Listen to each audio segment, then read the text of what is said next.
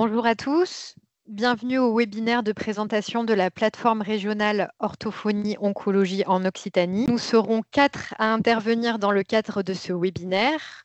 Muguette, Cardonnet, Camin, que vous pouvez voir, hein, on a tous nos caméras ouvertes, qui est présidente du syndicat des orthophonistes, donc le SOROC.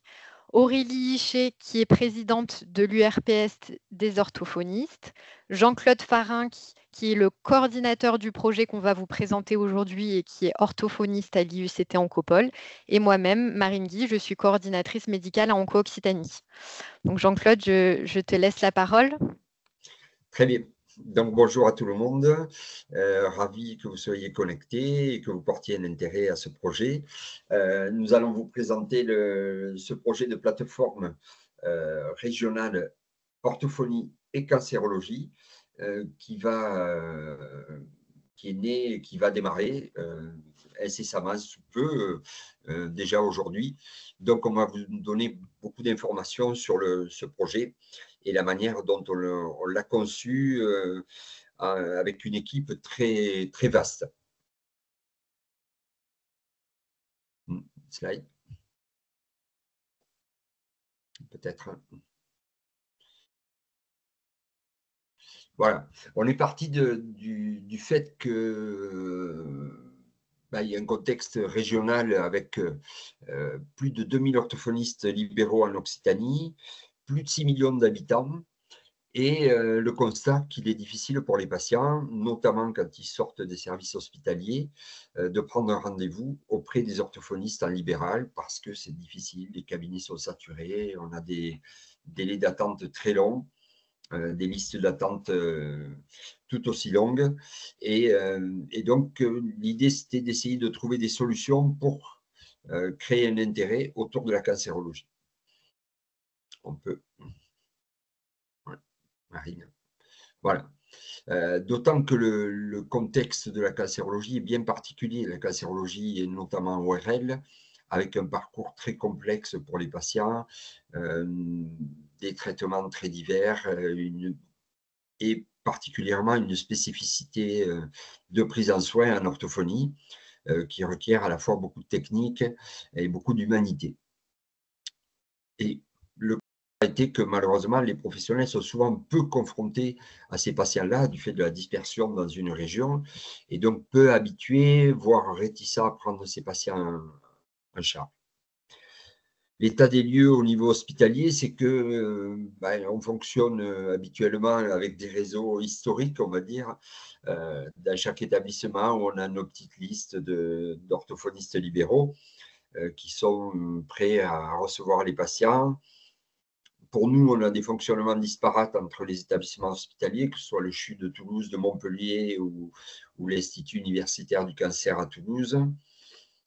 Très peu de formations identifiées vraiment en cancérologie avec une trace très marquée là-dessus pour les orthophonistes. Et juste certaines actions menées, ponctuelles, financées par des études, notamment la Ligue ou des PHRIP, qui sont des programmes hospitaliers de recherche. Voilà.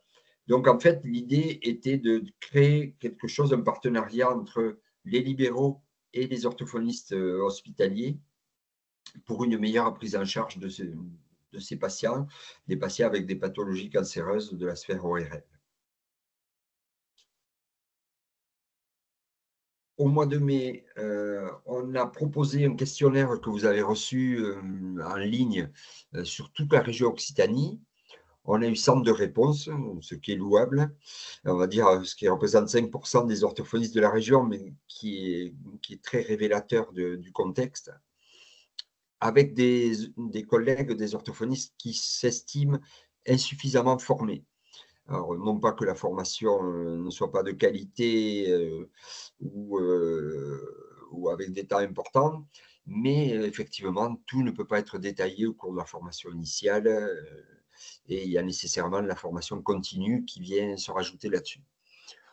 Et ensuite, le constat, effectivement, que la plupart des orthophonistes ne reçoivent que peu de patients annuellement, ce qui fait que le manque de pratique entraîne des réticences. les demandes qui ont été faites à l'issue de ce questionnaire, c'était plus de formation, plus de liens entre l'hôpital et les cabinets, plus de soutien à la prise en charge, plus de disponibilité des orthophonistes hospitaliers et dans l'idée un peu d'avoir un numéro de téléphone direct ou un contact mail pour pouvoir poser des questions, avoir des requêtes par rapport aux patients qui sont reçus et effectivement des prises en soins qui sont parfois très complexes. Donc, il y a à peu près un an, on a eu l'idée de créer ce dispositif régional, cette plateforme pour les orthophonistes dans le but d'une meilleure prise en charge des patients atteints de cancer de la sphère ORL. On avait la double ambition de s'appuyer à la fois sur l'expertise des orthophonistes au milieu hospitalier, et je crois que ce soit Montpellier, Toulouse, l'expertise est grande, et de s'appuyer sur l'implication des professionnels de secteur, de terrain, au plus près du patient, accompagnés par les organismes professionnels, l'URPS et le syndicat, bien entendu, pour essayer de construire quelque chose avec des objectifs très précis, de faciliter la prise en charge des patients, essayer de raccourcir les délais de prise en charge, la possibilité d'avoir des prises en charge rapides, parce que la pathologie le nécessite, de favoriser, bien entendu, l'égalité d'accès aux soins, qu'on soit en ville ou dans des territoires plus ruraux, de renforcer ce lien entre la ville et l'hôpital, qui est toujours un vœu pieux, mais qui n'est pas toujours une réalité, et d'essayer d'homogénéiser les pratiques au niveau des établissements hospitaliers, en tout cas des principaux de la région. Voilà, c'est un objectif ambitieux, et pour atteindre cet objectif, il a fallu constituer une équipe. Vous avez l'équipe sous les yeux dans la présentation, c'est-à-dire les organismes professionnels, le SOROC, les URPS et les établissements hospitaliers, et tout ça coordonné par le réseau Onco-Occitanie qu'on vous présentera dans quelques instants. Et bonne nouvelle, l'ARS a approuvé le projet, a trouvé un intérêt à ce qu'on présentait, et donc nous soutient et va nous financer pour une part. Je vous expliquerai un petit peu plus tard. Alors peut-être Aurélie. Merci. Donc l'URPS, c'est un organisme, c'est l'Union régionale des professionnels de santé. Il y en a une pour chaque profession de santé. Donc on en a 10 en tout, et elle représente les orthophonistes. Donc pour celles qui représentent les orthophonistes, elle représente les orthophonistes libéraux de la région. Le budget de fonctionnement, il est lié à la CURPS, c'est-à-dire que c'est une cotisation qui est prélevée sur les cotisations URSSAF que les libéraux de la région paient. Donc, plus il y a de libéraux et plus ils travaillent, plus le budget de fonctionnement va être important. L'assemblée de l'URPS, elle est constituée de 12 membres qui sont élus pour 5 ans. Donc là, on a été élus jusqu'en 2026, et en 2026, il y aura de nouvelles élections. Les missions de l'URPS sont principalement de soutenir les orthophonistes libéraux de la région, de les représenter dans les différentes instances. Donc, l'URPS, elle fait le lien entre les orthophonistes libéraux et l'ARS et les structures mises en place par l'ARS. Donc, on va siéger dans différents comités et réunions pour représenter les orthophonistes et porter leur voix. Il va y avoir aussi une mission d'information des orthophonistes libéraux sur ce qui peut se mettre en place, la création des CPTS par exemple, les informer et les tenir au courant de ce qui se passe dans les différents territoires. Et aussi, il y a un rôle d'amélioration de l'accès aux soins en orthophonie. Et c'est dans ce cadre-là notamment qu'on a été partenaire de ce projet qui nous paraissait important par rapport à cette amélioration de l'accès aux soins. Ok, donc peut-être la parole à Muguette maintenant. Oui, merci. Donc, je suis présidente du syndicat des orthophonistes de la région Occitanie. Ce syndicat est né de la fusion des 2 régions administratives, ce qui fait que le syndicat tel qu'il est actuellement donc remonte à 3-4 ans. Et donc, l'intérêt que nous avons trouvé dans le projet le projet de cette plateforme, c'est en fait de généraliser ce qui a émergé d'une partie de la région à l'ensemble de la région. Donc, ce syndicat représente les 13 départements d'Occitanie. Donc, nous allons avoir du travail pour effectivement apporter toute la bonne parole, on va dire, pour la prise en charge de nos patients dans les 13 départements.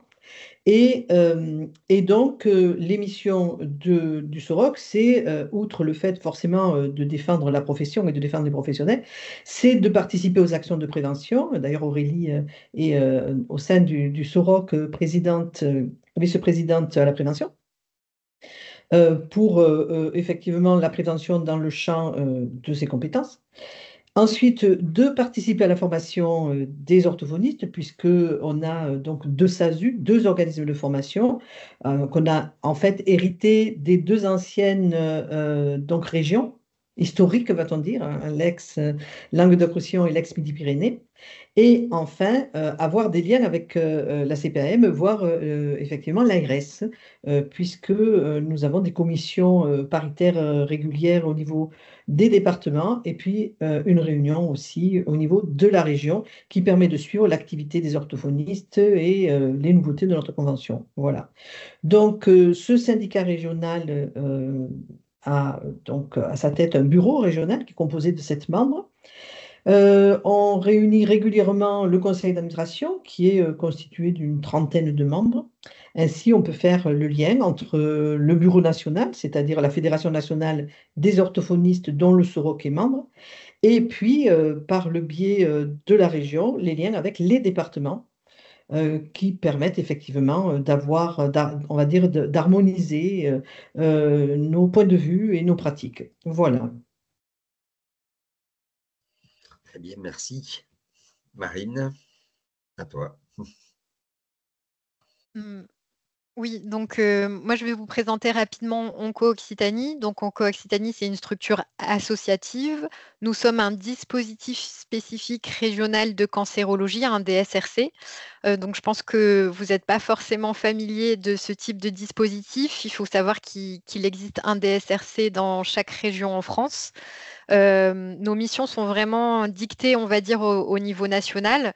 Et donc, l'objectif de notre structure, c'est de promouvoir et d'améliorer la qualité de la prise en charge des patients atteints de cancer, d'où notre implication dans le projet actuel, qui concerne donc plus spécifiquement la prise en charge des patients atteints de cancer de la sphère ORL.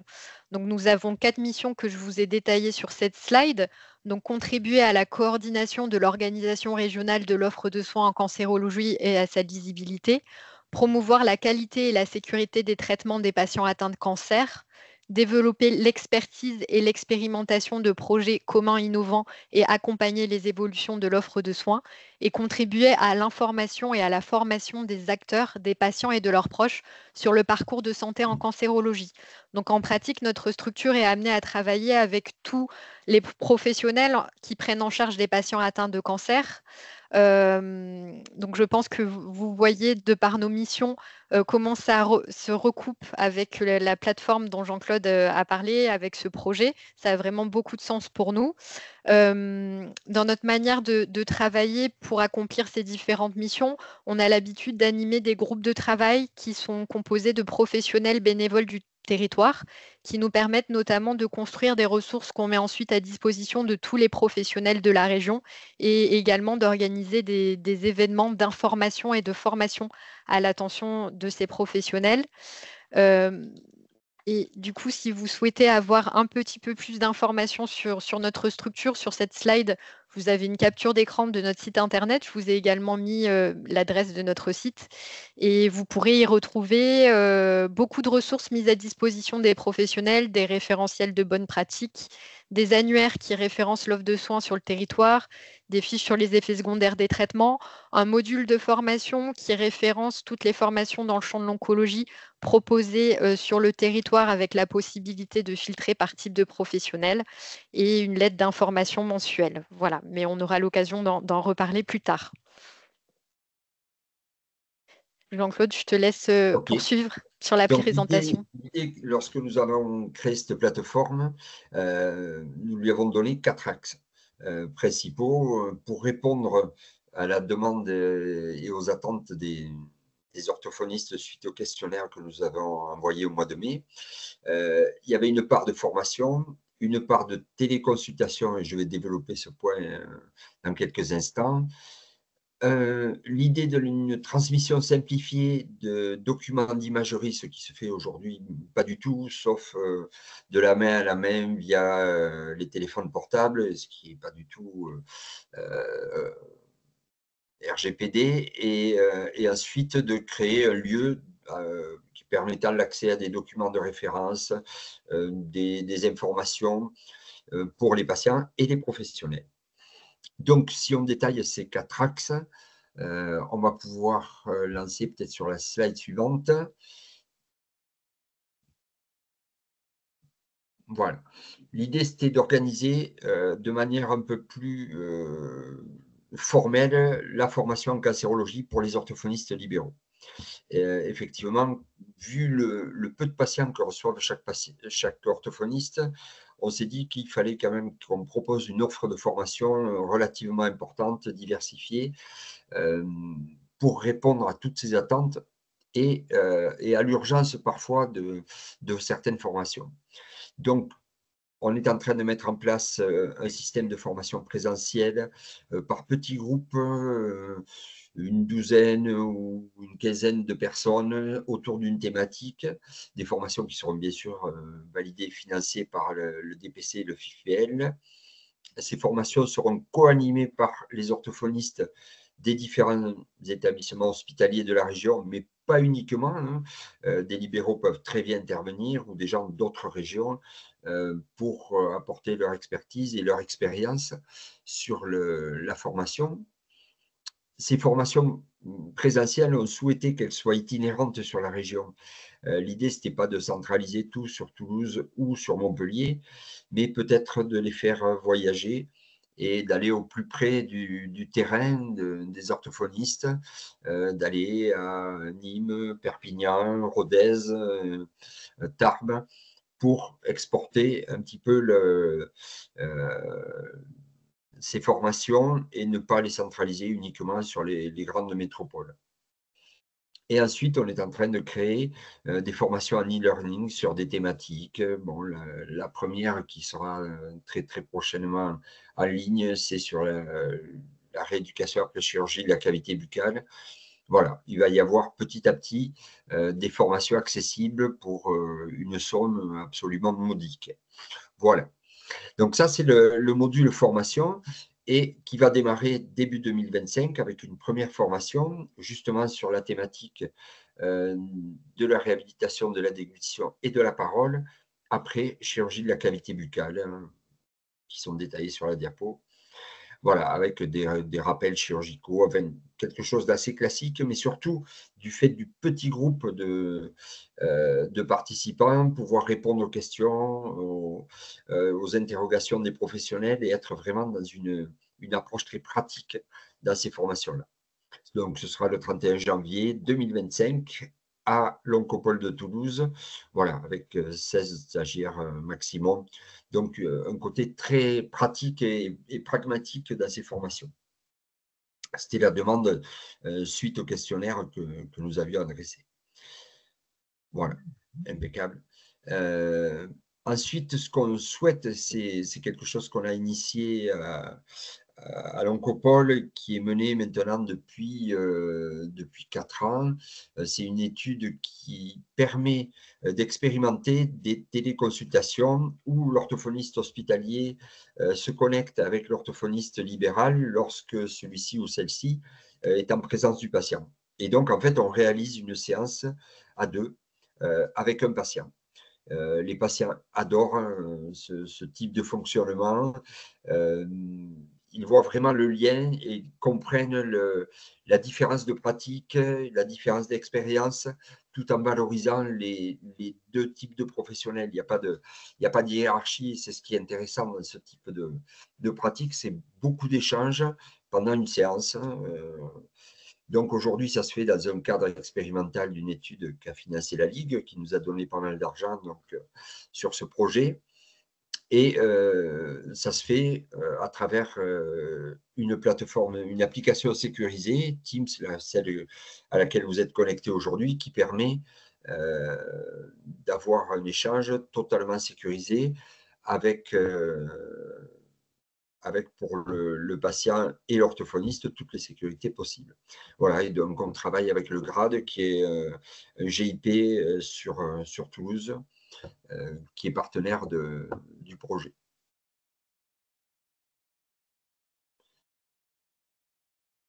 Une autre thématique qu'on souhaite développer, et celle-là va être immédiatement applicable, c'est la possibilité de transmission simplifiée et sécurisée des images que l'on peut avoir en milieu hospitalier. Alors nous, on est très friands de ça et on s'appuie beaucoup là-dessus pour et le diagnostic et la partie rééducation, que ce soit des images de radio de la déglutition ou des images de nasofibroscopie, de déglutition ou de la voix.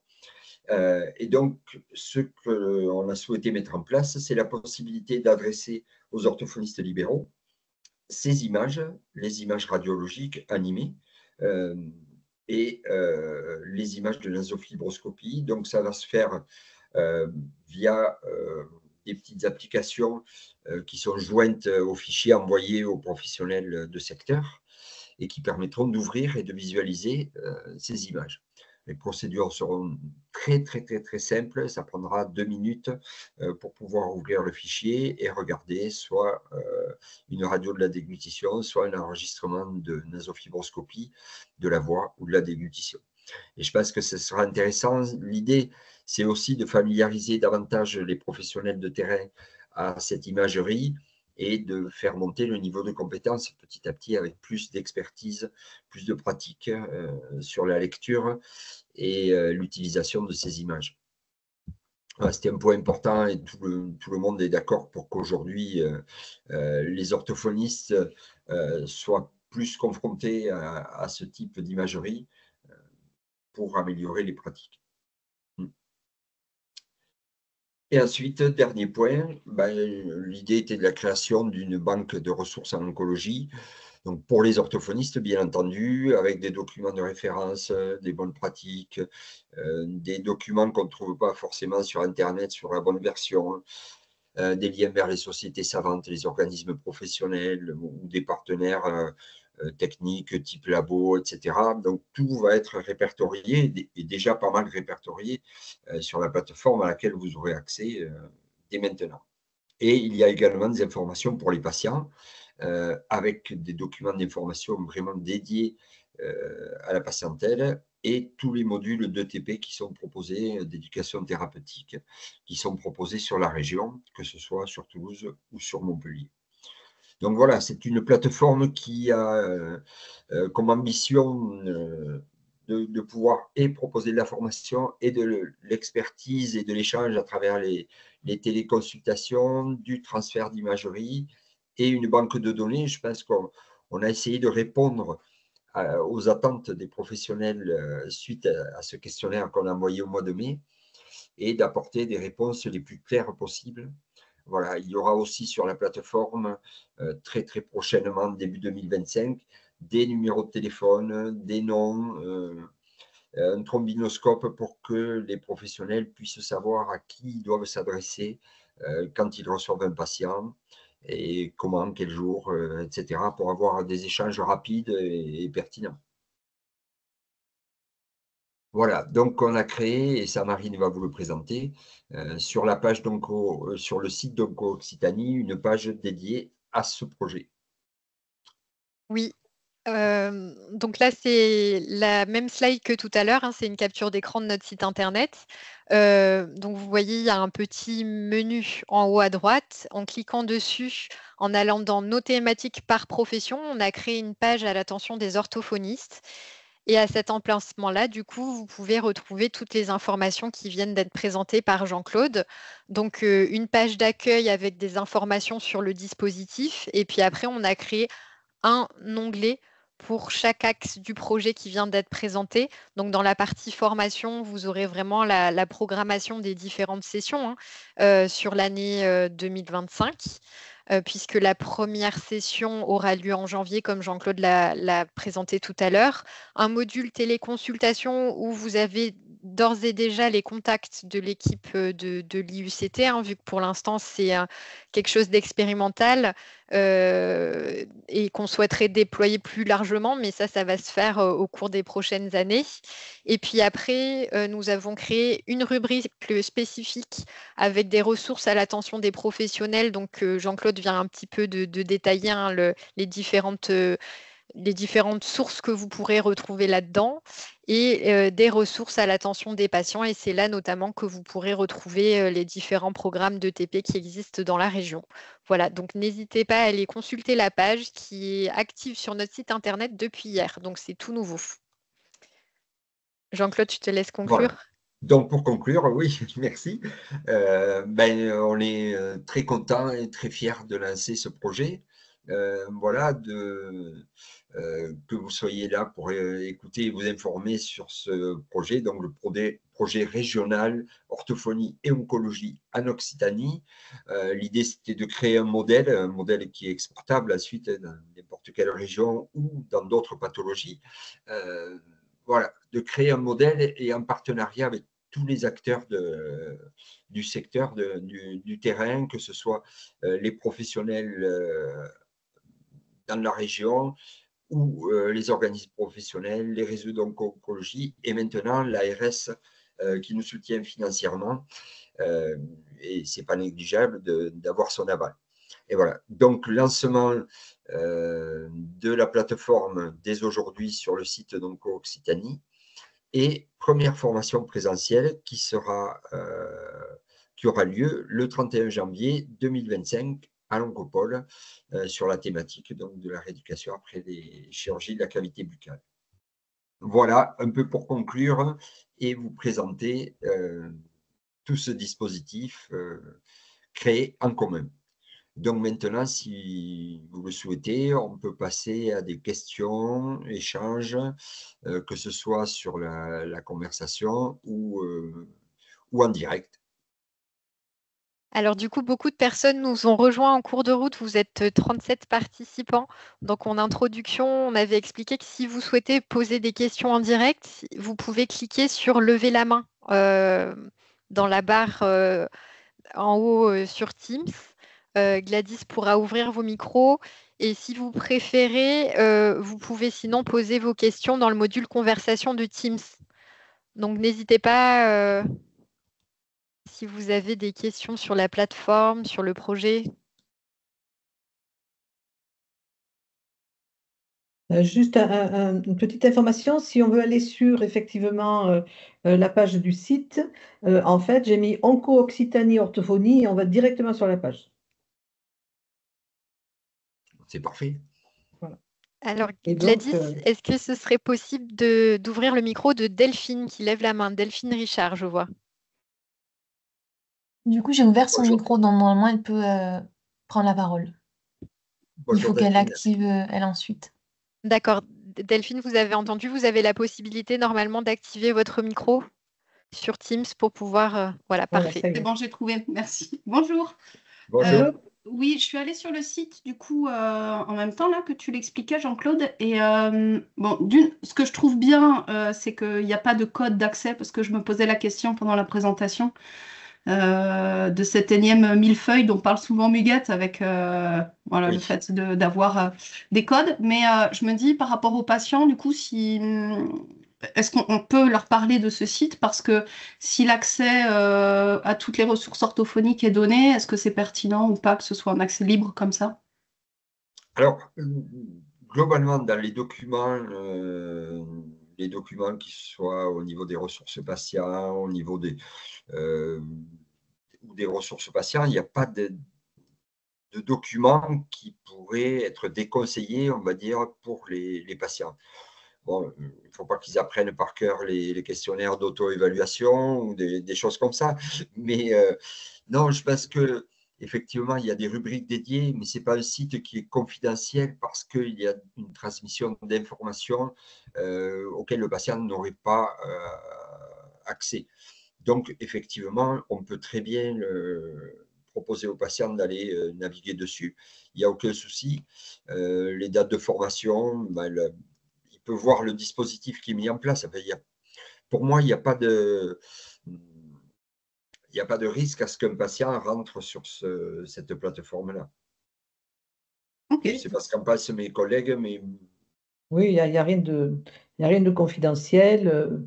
Ben, le patient, qu'il accède à de l'information, ben, c'est quand même normal. Et on peut imaginer quand même qu'il ne va pas avoir forcément euh, l'intérêt à aller sur des articles qui sont très, très pointus. Ça représente finalement sûrement très peu de personnes. Et puis, s'ils le veulent, ils peuvent le faire, hein. De toute façon, Internet, c'est une source infinie d'informations.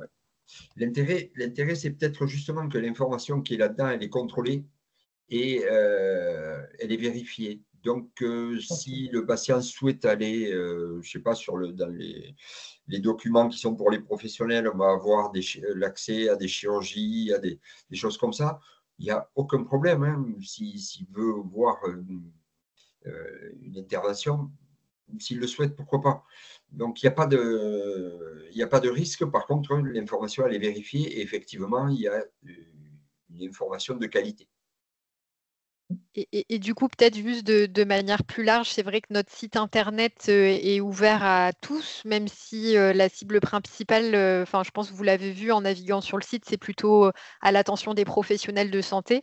Mais en effet, il n'y a pas de mot de passe. On a également une rubrique patient, indépendamment du module là à l'attention des orthophonistes, où les patients peuvent trouver de l'information générale. Qui les concerne, même s'ils ont un cancer ORL. Donc, ça peut être intéressant aussi pour eux d'avoir accès à ces ressources-là. Je vois qu'on a une question dans le chat. On peut peut-être aussi commencer par celle-ci. Et puis, il y a également Stéphanie Bordignon qui a levé la main. Donc, la question dans le chat, c'est Estelle. Désolée si je prononce mal le nom de famille, hein, Kingold. Au niveau de la prise en charge en téléconsultation, comment répartir la rémunération entre l'intervenant de l'oncopole et l'orthophoniste? Facture-t-on un AMO ou un TMO? Alors, c'est très simple. Dans le cadre de l'étude qu'on pratique pour le moment avec la Ligue nationale contre le cancer, c'est très clair. L'orthophoniste qui est libéral, qui est en présence du patient, facture une séance tout à fait normale, c'est-à-dire un AMO, puisque l'orthophoniste est en présence de son patient. Et la facturation pour l'oncopole se fait via l'étude qui finance le temps de l'orthophoniste pour cette consultation. Donc, il n'y a rien à changer pour l'orthophoniste libéral, si ce n'est de se connecter, de prendre rendez-vous et de se connecter avec une de mes collègues de l'oncopole ou moi-même pour discuter du patient et discuter avec le patient et réaliser une séance de rééducation avec le patient. C'est vraiment une séance de rééducation faite à deux. Oui, la TMO, c'est si le patient est à distance. Ouais. Mais là, il n'est pas à distance. Il est en présence du praticien. Estelle, du coup, n'hésitez pas à compléter hein, si vous avez encore des questions. Peut-être qu'on peut donner la parole à Stéphanie. Normalement, votre micro a été ouvert. Il faut également que vous l'ouvriez manuellement. Enfin, on a débloqué votre micro, mais c'est à vous de l'ouvrir.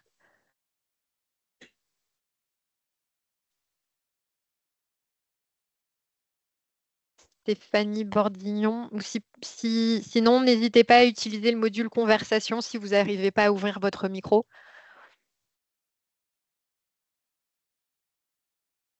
Si Stéphanie, tu vas l'ouvrir. Ah, apparemment, non, il y a un blocage. Je n'y parviens pas. Tu peux poser Vous la le mettez question. par écrit, dans le chat.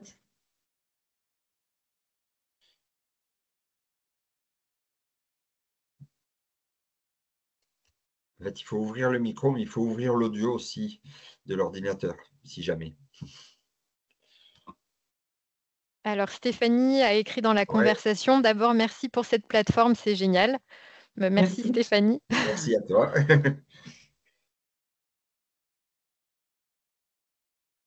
Ah ouais.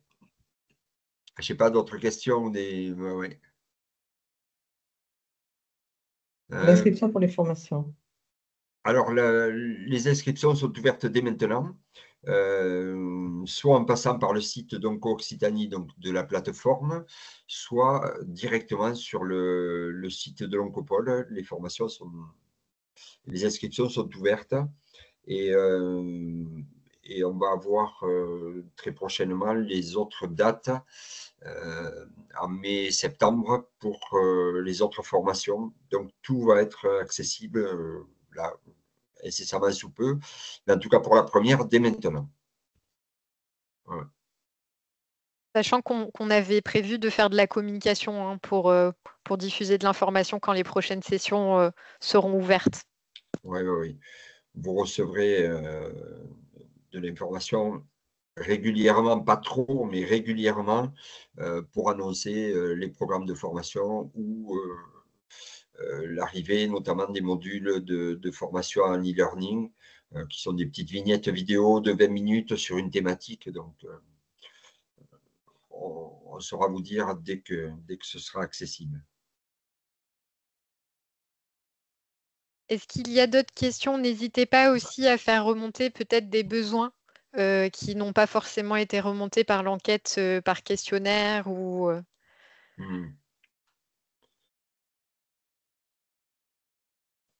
Voilà, ou des souhaits de formation, de toutes petites formations. Justement, ces modules d'e-learning permettent de traiter des thématiques très, très précises, très pragmatiques en 20 minutes. Ce sont des petits diaporamas avec des vidéos.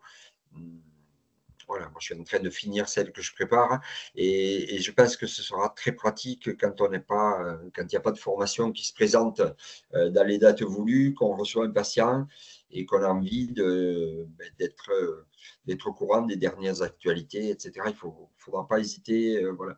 Et nous solliciter aussi pour savoir ce que vous avez envie d'avoir comme vignette vidéo parce que on a des idées, mais vous en avez aussi. Et donc, voilà, il faut qu'on croise tout ça pour qu'on soit les plus performants possibles pour vous répondre. Jean-Claude, je vois que nous avons une nouvelle main levée, Elsa du 09, et le micro est ouvert.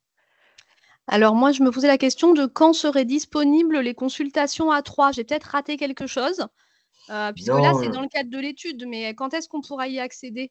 Alors, dans le cadre de l'étude, c'est accessible dès aujourd'hui. Merci Elsa pour ta question. C'est accessible dès maintenant sur tous les patients qui émanent de l'Oncopole. Parce que il fallait un financement pour financer la participation des orthophonistes hospitaliers. Donc, c'est dans le cadre de l'étude. Et ce qu'on disait en préambule tout à l'heure, hors antenne, on va dire, avec nos collègues, c'est qu'effectivement, il faut voir sur les établissements de la partie est de la région, Montpellier, Nîmes, les Pyrénées-Orientales, etc., pour voir comment ils pourraient commencer à expérimenter ce module d'expertise, d'échange, etc., qui est vraiment très intéressant.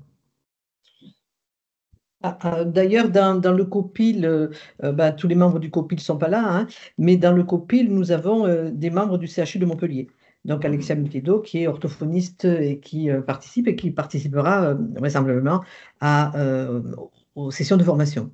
Ah oui. Donc, c'est vrai que le projet était initié par l'IUCT, mais comme autant Aurélie Hichet que moi-même sommes des représentants sur le territoire régional, bien sûr que nous avons eu à cœur de tirer le projet vers l'est du département, de la région, avec bien sûr une participation active de tous les acteurs du côté ouest. Voilà, donc le temps que tout se mette un peu en place avec des modalités de fonctionnement qui sont différentes selon les centres hospitaliers. On a aussi à cœur pour bien sûr l'amélioration de la prise en charge des soins, d'harmoniser aussi les pratiques au sein de la région. Voilà, ce qui relève quand même bien sûr de la responsabilité des centres hospitaliers, mais ils sont très demandeurs de voir comment ça se passe ailleurs. Voilà. Oui, oui, oui, tout à fait. Je pense que l'idée, c'est vraiment que ce projet aboutisse à une consultation qui permettra d'être facturée et du côté hospitalier et du côté libéral. Cette étude-là a pour objectif de prouver son utilité, d'être une consultation intermédiaire entre la venue à l'hôpital ou le simple coup de téléphone, d'apporter plus d'informations et que d'ici 3, 4, 5 ans, quand on aura fini l'étude, la CPAM nous dise, OK, on peut financer une double prise en charge avec 2 orthophonistes qui interviennent à un moment donné. Donc, effectivement, l'étude, elle est importante aujourd'hui, mais l'idée, c'est de développer à l'ensemble de la région ce modèle de consultation. Ouais. Jean-Claude, je vois qu'il y a eu d'autres Ouais. commentaires dans le chat. Donc, Marie-Claudel suggérait une idée pour les vignettes vidéo, massage endobucco. Oui, ça marche, voilà. c'est noté. Merci, C'est Marie. noté. Très bien. Et Cédric, bonjour à tous et félicitations pour ce projet. Les orthophonistes intéressés par ce type de prise en soin doivent-elles s'inscrire sur la plateforme pour être sur la liste des orthophonistes formés? Les étudiants peuvent-ils avoir accès à ces formations? Alors, il n'y a pas besoin de s'inscrire. L'idée, c'est vraiment quand un patient est à l'hôpital, l'important, c'est de trouver vite un orthophoniste. Alors souvent, et avec un petit peu d'organisation, on arrive à trouver un confrère ou une consoeur en libéral qui va prendre le patient et on le trouve avant l'intervention ou avant le traitement. Mais ça reste compliqué, c'est très chronophage, on y passe un temps fou à passer des coups de fil, etc. Donc, l'idée, c'est à un moment donné de pouvoir identifier des professionnels qui sont intéressés, mais pas que. On ne va pas donner une exclusivité à certains professionnels et on est tous d'accord là-dessus. L'idée, ce n'est pas de faire une liste de professionnels, mais c'est d'avoir une liste qui grossit tout le temps. C'est plutôt ça. Ou pas de liste, mais qui grossit tout le temps. Donc, pour le moment, il n'y a pas besoin de s'identifier. Par contre, d'envoyer un petit message à l'établissement hospitalier avec lequel on travaille pour dire « moi, je suis intéressé pour prendre des patients en charge », ça, c'est tout à fait possible. De contacter une des équipes, que ce soit à l'hôpital de Toulouse, de Montpellier ou à l'IUCT, et de dire « moi, je suis intéressé, je peux me rendre disponible pour prendre en charge ces patients-là ». Et j'avoue que c'est précieux pour nous. C'est extrêmement précieux. Et puis l'autre question par rapport à la formation, c'est que la formation elle est ouverte à tout le monde et bien entendu les étudiants qui ne sont jamais que des futurs professionnels. Donc bien sûr qu'il faut ouvrir ces formations. Voilà, on verra dans quel cadre financier ça se passe, mais oui, l'idée c'est de n'exclure personne. Et je crois que les étudiants, si on leur donne goût à la prise en charge de ce type de pathologie, ils vont être demandeurs après pour recevoir les patients. Ouais, j'en suis convaincu. Ouais. Je rajouterais qu'en fait, l'objectif n'est pas de faire une cohorte d'orthophonistes formés à la prise en charge. L'objectif, au contraire, c'est de permettre aux patients d'avoir un orthophoniste qui puisse les prendre en charge au sortir de l'hôpital, mais dans son bassin de vie. Parce que à l'heure actuelle, les patients qui sont effectivement dans des secteurs trop éloignés des centres, on va dire des métropoles, où on va avoir le plus d'offres de soins dans le domaine de cette pathologie, eh bien, la distance peut entraîner un renoncement aux soins. Or, l'objectif, c'est d'ouvrir, d'élargir l'offre de soins. Et pour élargir l'offre de soins, eh bien, c'est donner, on va dire, un cadre étayant pour les orthophonistes qui seraient en difficulté de prendre en soin ces patients et de leur permettre donc de les accompagner dans cette prise en charge, sachant qu'effectivement, on n'a pas toujours beaucoup de patients qui présentent quand même aussi des profils très différents. Voilà. Et par ailleurs, je rappelle que dans la Convention nationale des orthophonistes, on a signé une évolution de la nomenclature qui a permis d'avoir un forfait pour les patients qui sortent d'hospitalisation, qui sont pris en charge dans les 7 jours qui suivent la sortie d'hospitalisation. Donc, qui est une reconnaissance aussi de l'expertise des orthophonistes dans ce domaine. Et la réactivité. Et la réactivité. On a eu plusieurs mains qui se sont levées. Fanny W avait levé la main et finalement l'a rebaissée. Donc, si Fanny souhaite qu'on lui donne la parole, je l'encourage à relever la main. En attendant, peut-être qu'on peut donner la parole à Tiffany Altacer. Normalement, votre micro a été déverrouillé, donc vous pouvez l'activer. C'est parfait. Oui, bonjour. Donc, je travaille en libéral et j'interviens également dans une clinique sur Albi. Pour les suivis pour les patients notamment en oncologie. Et moi, j'avais une question pratico-pratique. Est-ce qu'il peut être envisagé que, par exemple, à l'issue de la consultation, si le patient a une consultation à Toulouse, qu'il reparte avec un document ou avec quelque chose, notamment quand il y a eu une radio-cinéma ou une radio-vidéo-fluoroscopie qui a été réalisée? Parce que moi, ça m'arrive très souvent. En fait, le patient vient en consultation à Toulouse, donc je suis hyper contente. Je vais pouvoir avancer, je vais avoir d'autres nouveaux arguments pour aider le patient. Et en fait, le patient, il revient et on a énormément de soucis à avoir le compte-rendu. La dernière fois, j'ai dû appeler le médecin interne un samedi pour avoir ça a été très compliqué. Est-ce que ça peut être envisagé ou pas du tout? Ouais. Alors, l'idée justement de la plateforme, c'est de pouvoir transmettre vite. Vite, c'est toujours pareil. Vite, ça reste à l'échelle de la semaine. Il faut, faut quand même que ce soit traité. Mais justement, la transmission des images, que ce soit de radio-cinéma ou de nasofibroscopie, c'est quelque chose qui, dans les mêmes délais, globalement sur une semaine, sera faisable, et notamment via ces accès, ces plateformes sécurisées qui nous permettent d'envoyer aux collègues libéraux les images qui ont été réalisées à l'hôpital, avec la même qualité de… Voilà. Donc, il fallait qu'on trouve un outil sécurisé et un mode opératoire pour qu'on puisse vous les envoyer. Mais effectivement, c'est quelque chose qui va être possible dès maintenant, avec une procédure qui est vraiment très, très simple. Pour l'avoir expérimenté, on fait 2 clics et on visionne une nasofibroscopie ou une radio. C'est très rapide. Et effectivement, quel intérêt que le patient aille à l'hôpital si c'est pour revenir avec rien auprès du professionnel libéral. Moi, je suis, pour avoir travaillé dans les 2 secteurs, j'avoue qu'effectivement, c'est ce qu'on attend. Mais allez, je pense qu'on va le rendre possible et je serais très content que tout le monde puisse profiter de ce qu'on a à l'hôpital en termes d'imagerie et de qualité de diagnostic. Merci. Oui, une semaine, ça paraît tout à fait cohérent, je veux dire, par rapport au projet du patient. Ah oui, la plateforme au départ était vraiment axée sur quelques points de la formation. Et cette transmission d'imagerie, c'est quelque chose d'extrêmement important parce qu'on a ces images qui sont extrêmement importantes pour la prise en soin du patient.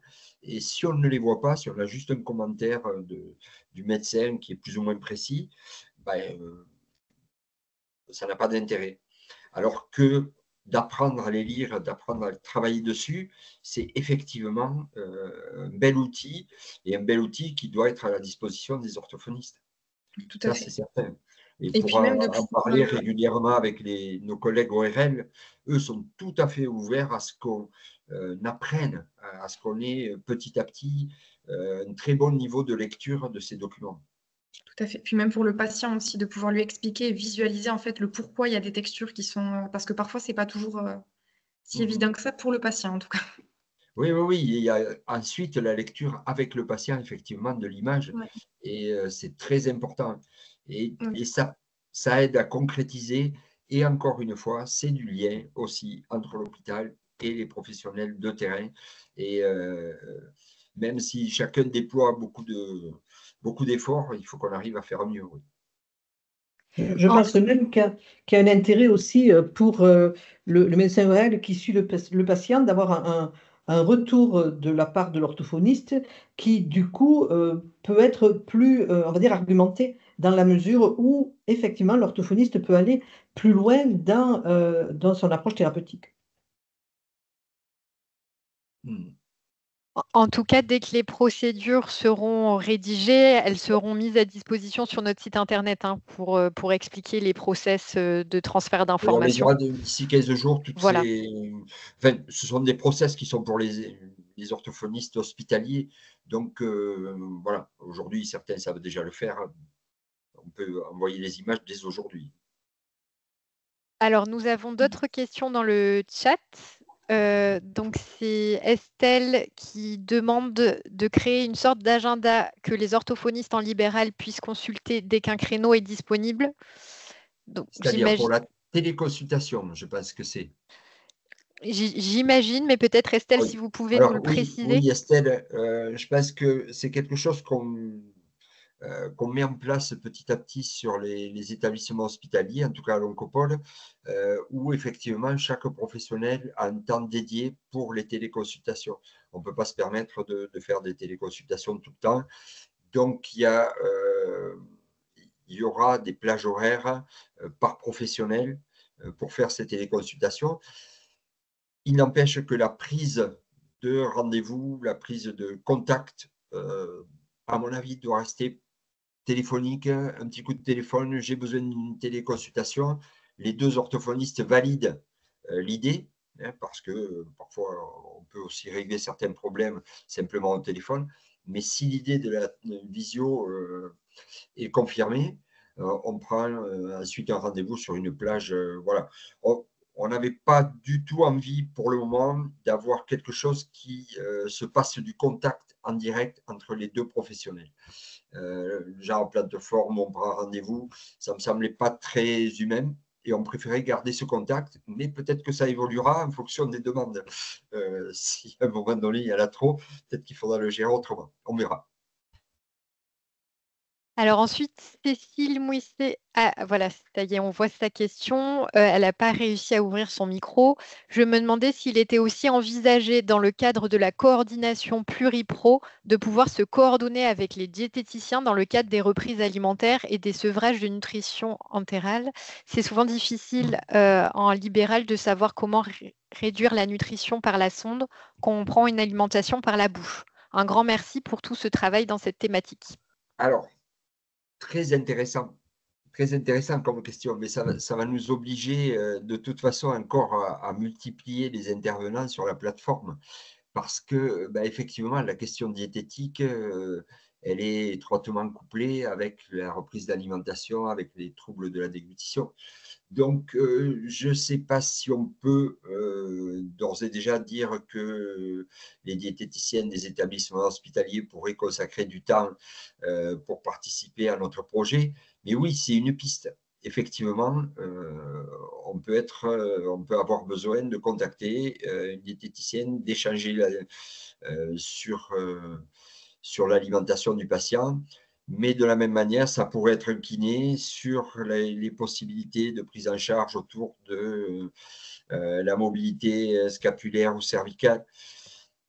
Peut-être qu'un jour, on pourra l'étendre. Aujourd'hui, ça me semble un peu tôt pour l'envisager, mais ça fait partie des réflexions. Oui, parce que notre intervention, elle est au cœur d'un ensemble pluridisciplinaire et je crois qu'on ne peut pas en sortir. Donc, comment faire rentrer dans notre plateforme d'autres professionnels qui pourraient être ressources pour les professionnels de secteur en libéral. Ouais. On pourrait intégrer sur la plateforme peut-être des vignettes. Oui, il y aura. Ce serait plus générique parce qu'évidemment, ce ne serait pas un questionnement sur un patient en particulier, mais sûrement que ça permettrait quand même d'avoir des ouvertures. Oui, parce qu'il y a certains outils qui sont aujourd'hui réglés par des procédures sur les reprises d'alimentation, les sevrages de sondes nasogastriques ou de gastrostomie. Donc, il y a des procédures qui permettent au moins d'envisager un cadre. de l'expliquer aux patients ou de réexpliquer aux patients. Donc oui, ces documents-là, on pourra les mettre. Aujourd'hui, il y a quelques documents diététiques sur la plateforme, mais on va envisager d'en mettre plus. Mais il y aura aussi des documents de prise en charge kinésithérapique. Voilà. Je pense qu'il y a d'autres outils qui, petit à petit, vont implémenter cette banque de données et l'enrichir. Voilà. Oui. Alors, je vois que l'heure tourne, il nous reste 4 minutes. Cathy Verger, elle lève la main. Je vous propose qu'on prenne sa question et puis peut-être encore 2 questions maximum. Donc, n'hésitez pas à les poser dans le chat ou à lever la main. Merci Cathy, je vous laisse la parole. Il faut ouvrir le micro.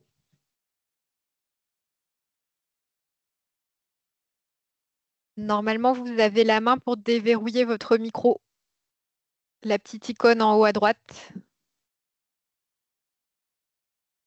Sinon, vous pouvez poser la question dans l'espace conversation. Il faut que le son soit ouvert sur l'ordinateur. Oui. En haut à droite. Juste à gauche de quitter.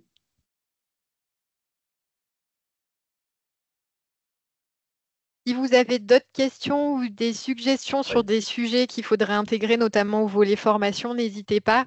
J'en profite peut-être juste pour vous préciser que sur la page Internet, vous avez également le contact de Jean-Claude. Donc, n'hésitez pas à lui envoyer des mails si vous avez d'autres questions ou des suggestions pour enrichir ce projet. Ce projet doit aussi répondre aux besoins du terrain. C'est pas juste, voilà, ça ne doit pas être dans la verticalité hôpital-ville. C'est vraiment un aller-retour. Et bien sûr que les orthophonistes de terrain ont parfois des besoins, des attentes qui n'émergent pas forcément dans la pratique hospitalière. Parce qu'on n'est pas au même niveau du suivi. Oui. Alors moi, pour avoir eu les 2 pratiques, à l'oncopole et un cabinet libéral, oui, on n'a pas les mêmes attentes, on n'a pas les mêmes demandes, on n'a pas les mêmes besoins. Et effectivement, il faut que les 2 s'enrichissent. Oui. Ouais. Alors, pour répondre à Estelle sur le chat, alors il ne faut pas hésiter à déranger surtout mes collègues. Surtout Anne. Il ne faut pas hésiter à nous déranger, non, parce que je pense que c'est toujours au service du patient, donc c'est jamais inutile. Ensuite, quand on ne peut pas, on prend un créneau de rendez-vous téléphonique ou en visio, on se débrouille. Mais non, ce n'est pas du dérangement, c'est qu'on les prie tous par le temps, mais l'échange, il est primordial pour le patient. Et donc, il ne faut pas hésiter. Non, vraiment. Et Cathy, tu n'arrives pas à débloquer ton micro. Zut. Un petit mot sur le chat, peut-être? Ouais.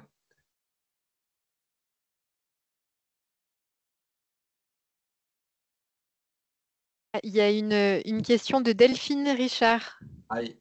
Oui, désolé, c'est encore moi. Oui. Ça émerge, c'est pour faire remonter sur le terrain. Donc moi, je suis dans le secteur de Tarbes. Donc, il y a l'antenne à la clinique ici pour tout ce qui est oncologie. Et je trouve que souvent, la difficulté, c'est de faire le lien en fait entre Oncopole, la plateforme départementale, et puis nous en libéral. Est-ce que là, il y aura quelque chose peut-être qui va nous relier tous par rapport à ces documents, etc. C'est l'objectif, hein? Oui, c'est l'objectif. Et puis, je crois qu'il faut inciter les professionnels de la clinique ou de ce centre sur Tarbes à aller voir, à aller s'identifier, en tout cas, qu'ils soient au courant de ce dispositif, qu'on ait plus de liens. Alors, ce lien-là, malheureusement, pour le moment, on le fait un peu informellement, ou on le fait à travers des formations. Et ensuite, comme je le disais, ça peut être aussi sur l'organisation de quelque chose de départemental, d'une journée de formation qui vient se faire à Tarbes et où Oui, parce justement, tous que ces dans ce acteurs-là, service-là, je pense que je ne suis pas la seule, il n'y a pas d'orthophoniste. ouais, Donc, il n'y a pas ce lien. C'est-à-dire que moi, c'est le premier lien par rapport à ce suivi, c'est vous. Et sauf qu'il manque souvent cet aspect-là. Donc, est-ce que vous allez communiquer avec ces structures au niveau alors, départemental? toutes ces structures vont être informées du dispositif, de ce qu'on fait. Et je crois qu'après, ce dont on est convaincus tous, c'est qu'il va falloir qu'on prenne notre bâton de pèlerin et qu'on aille sur le terrain pour de l'animation de formation ou de présentation du projet auprès d'autres professionnels, que ce soit des médecins ORL, radiothérapeutes, des infirmières coordinatrices, tous les acteurs du secteur pour que on puisse échanger, qu'ils voient le poids et l'intérêt de tels projets. Après, je suis bien d'accord avec toi, Delphine, c'est que c'est compliqué cette transmission. Voilà, il y a des établissements de référence, d'autres de secteurs, d'autres. Voilà. Ça rend les choses très compliquées. On n'a pas toujours des réseaux qui sont fluides. Il faut essayer, et une des ambitions de la plateforme, c'est d'essayer de fédérer tout le monde autour de la pathologie pour qu'ensuite, on puisse agir au mieux. Mais ça ne passera pas par juste la plateforme, ça, c'est aussi tout le dialogue entre les professionnels, et ça, celui-là, il est incontournable. Oui, mais ça peut y participer aussi, cette plateforme, même si ça ne résoudra pas les problèmes. Parce que, juste sur un exemple, je fais rapidement, c'est que il m'est arrivé pour un patient, du coup, de devoir repasser par l'Oncopole, par le médecin l'Oncopole, pour faire bouger les choses au niveau de Tarbes pour un patient. Et là, ça a bougé. Mais du coup, c'est quand même assez... comment? Ouais, c'est compliqué, quoi. Ouais. Mais je crois que, tu vois, ça peut passer par des initiatives d'une demi-journée de rencontre ou sur une thématique, on travaille ensemble et avec tous ces acteurs, que ce soit les établissements hospitaliers, régionaux ou départementaux et les libéraux. Et disons que cette plateforme, elle peut nous aider peut-être parce que moi, je suis en communication avec l'ORL du service, par exemple, hein, mais pour les joindre, c'est pas évident non plus, en fait. C'est toujours cette difficulté de pouvoir être en communication rapide avec eux. Et voilà, je ne sais pas dans quelle mesure on peut réfléchir à mieux mailler ça, quoi. N'hésite pas parce que on est prêt à venir sur le terrain pour expliquer tout ça et montrer l'intérêt. Et puis, ça peut être autour d'une thématique qui peut être une demi-journée de formation. Voilà. Mais d'aller rencontrer les acteurs de terrain, je pense que c'est toujours bien pour montrer l'efficacité, la pertinence de ce genre de démarche qu'on essaie de mettre en place. Préparez-vous à venir à Tarbes alors, prochainement. Alors, ce sera avec plaisir. Par ailleurs, il y a une communication, Jean-Claude, qui est faite aussi en partie grâce à Virginie Voisard aussi, qui participe aux copines et qui nous aide dans la communication. Donc, pour participer soit à des colloques, soit faire paraître un article dans les revues spécialisées. Donc, enfin, il y a beaucoup d'acteurs qui sont mobilisés pour faire avancer ce projet. Oui, tout à fait. Peut-être que vu que l'heure tourne, on a déjà un petit peu débordé et des personnes sont en train de nous quitter pour retourner vers leur consultation. Cathy a réussi finalement à poser sa question dans le chat. Je vous propose qu'on comprenne cette dernière question avant de clôturer. Je me demandais s'il était envisagé de pouvoir organiser des télé-expertises et autres séances de rééducation en binôme, même avec des patients non vus à l'Oncopole. Alors, pour répondre à la question, c'est très compliqué. Une des règles, d'abord dans le cadre de l'étude financée par la Ligue, c'est que nous ne pouvons discuter d'un patient, discuter avec un patient et son orthophoniste, que autour de patients qui sont connus de nous. J'avoue que c'est très compliqué d'échanger en présence du patient avec un patient qu'on ne connaît pas. Pour ma part, je trouve ça même très risqué. Par contre, ça n'empêche pas d'échanger entre orthophonistes autour de ce patient, de se prendre un rendez-vous téléphonique. Cathy, tu sais que c'est tout à fait faisable, et de prendre un temps, un quart d'heure, demi-heure, le temps qu'il faut, pour discuter autour de ce patient-là, mais avec quelques arguments de dossier, enfin, quelque chose. Mais un patient qu'on ne connaît pas, pour le moment, j'avoue que c'est pas quelque chose de souhaitable. Je pense qu'on peut avoir un travail d'expertise, d'échange, parce que les deux praticiens connaissent le patient sous deux aspects différents, un hospitalier, un libéral. Mais quand on connaît, quand on a eu contact avec le patient, l'un et l'autre, effectivement, on peut échanger et on fait progresser la prise en charge. Si on ne connaît pas, on va avoir, si on ne connaît pas le patient, on va avoir un discours théorique.